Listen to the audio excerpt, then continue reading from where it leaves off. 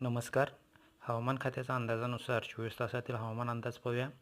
सध्या तरी बंगालच्या उपसागरामध्ये वादळाची परिस्थिती निर्माण झाली आहे. डीप डिप्रेशन आणि बाष्पयुक्त ढगे पावसाची तीव्रता बघायला गेलं तर बंगालच्या उपसागरामध्ये जास्त आहे आणि तिथून जे वारे बाष्पयुक्त वारे खेचत आहेत त्या प्रवाहासाठी वाऱ्याचा प्रवाह वेग वाढलेला आहे आणि तिथून वाऱ्याचा वेग जो वाढलेला आहे दक्षिण कर्नाटकच्या या साईडून तिथून पावसाचे ढग परत एकदा निर्माण होताना दिसत आहेत.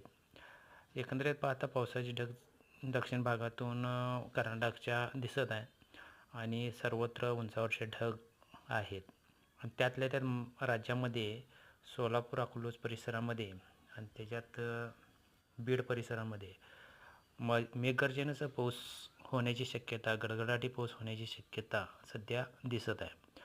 उर्वरित पश्चिम भागातून पावसाची शक्यता, रिमझिम पावसाची शक्यता दिसते.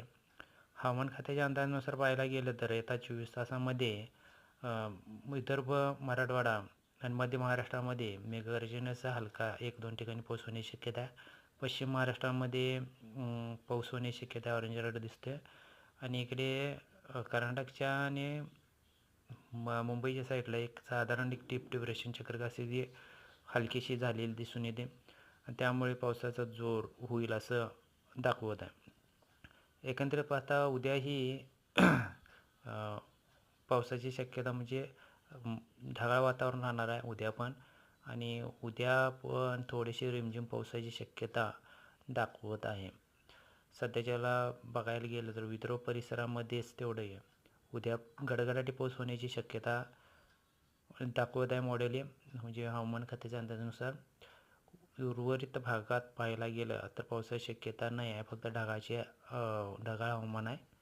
चॅनल सबस्क्राईब करून घ्या, व्हिडिओला लाईक करत चला. धन्यवाद.